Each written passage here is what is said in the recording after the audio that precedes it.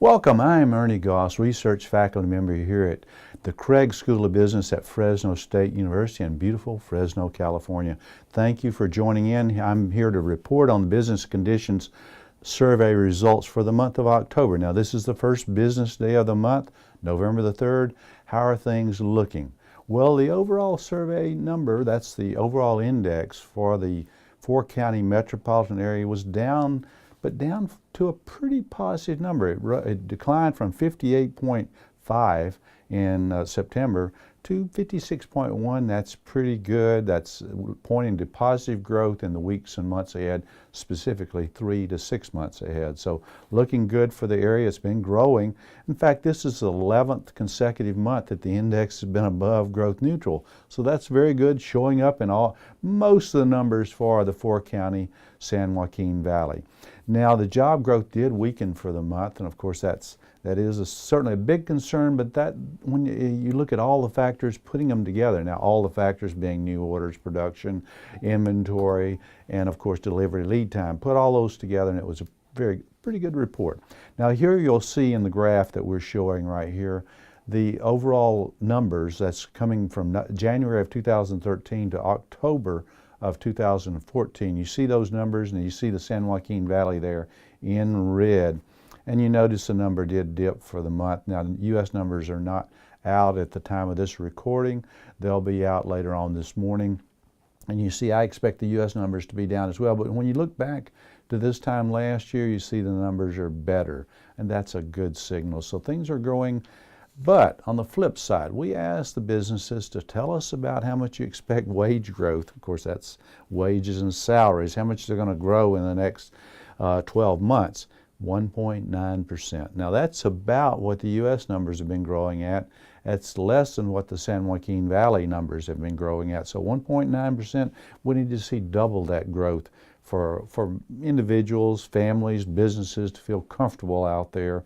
We need to see higher numbers, and I think we're going to see that, but it may take a while. Inflation gauge was down from 60.9 to 59.4. So what we're seeing, and that's for the four-county area, San Joaquin Valley, but across the U.S., across California, we're seeing inflation coming down at the wholesale level. Of course, a lot of that has to do with oil, but also agricultural commodity prices down. Trace that back to the stronger dollar. The dollar's been very strong. What I'm seeing and what we're seeing in our survey is modest inflationary pressures. Of course, that means the Fed's going to remain on the sideline. No rate hike here anyway. Businesses expect growth in prices about 3 to 4% over the next year. That's prices for the products they're buying, I should say. The unemployment rate for the four-county area down from 11.1% from September of 2013 to 9.5% for 2014. Now that's 9.5%. That's well above the national average, which broke 6% last month. That's a good direction, but we need to see a bigger reduction in unemployment rate, because that's, again, for the four-county area, that's considerably above the national average. 3,000 jobs added in September. Our numbers suggest that October, when those government numbers come out, are not going to be as strong. Construction is still growing. Of course, that's good news. Manufacturing not adding the jobs we'd like to see. What we're seeing there is a lot of part-timers, and that's, of course, we'd like to see full-time jobs. A lot of part-timers. We got companies adding hours to their current workers instead of growing the number of workers. And also, finally, temporary workers. That's part of it. Now, so when you put it all together, a good report, not quite as good as we saw in September. I expect November to probably be even a little bit weaker for the four-county area. Now, what should you as a consumer, you as an individual, you as a business person, what should you look for next month? What are the indicators that you need to keep your eyes on? Watch out for the Case-Shiller Home Price Index. Believe it or not, July to August, that number came down. Actually, a reduction in home prices. Now, when you look at the 12 months, that would be from August of last year to August of 14, up by 5%. Now, that sounds good, but that's well down from 13% we saw earlier in the year. So home prices, those numbers are coming down a little too fast for my comfort anyway. Look at jobs added on November the 7th. That's, of course, this Friday. We'll see the U.S. jobs report, very important number. I think it's not going to be as strong as everybody's expecting. It's been above 200,000. I think it's going to come in less than that, and maybe even less than 150, down toward 100,000. Now look at wage growth. It's part of that report. Now this is inside baseball for perhaps we economists, but it is what I think you need to keep an eye on. Buried underneath there is the wage growth.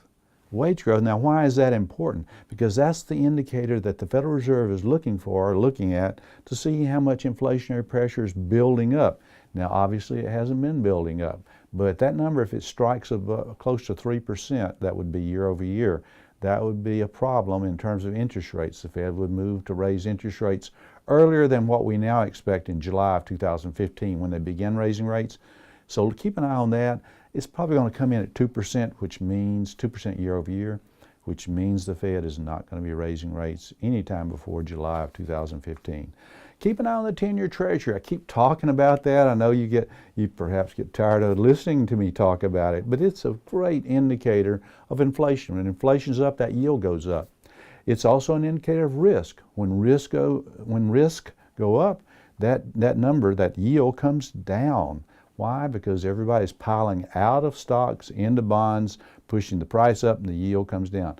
Finally, it's a measure of the taste in the global investment community for U.S. bonds. And we think, boy, who would want to buy those? I'll use that term again. It's the healthiest horse in the glue factory. People, investors globally, are pouring into those bonds. In fact, last month it broke 2%, going down below 2%. Amazing time. We should be at twice that. We should be at 4%. We're not there. So keep an eye on that. Risk going forward, keep an eye on the housing market. Housing prices are coming down, maybe a little too fast. Keep an eye on trade embargoes. We hear about trade embargoes. Russia, not a big trading partner, of course, with the San Joaquin Valley, but it is important in terms of that spilling over into the broader market, and that's something to watch. Of course, China, the limitations on our products into China. Europe slowing down too much. Of course, that's not a big factor, but it's certainly a concern. Stronger U.S. dollar. That's a big thing. That's something you need to keep your eyes on, because as the dollar gets stronger, ag prices come down. Of course, agriculture, fundamental to the San Joaquin Valley, so that's something to watch out for. And farm income, of course, it tends to move with the dollar, but also drought conditions obviously remain a real concern for the four-county area and for much of California. Water conditions, that's hurting the economy. So that's it. Boy, that was fast. Thank you for joining in for this report. This is Ernie Goss, a research faculty member with the Craig School of Business here at Fresno State University in beautiful Fresno, California. Until next time, and that'd be December the 1st, when we will report on the November results from our business survey. Until then, may your economic cup runneth over, and thank you.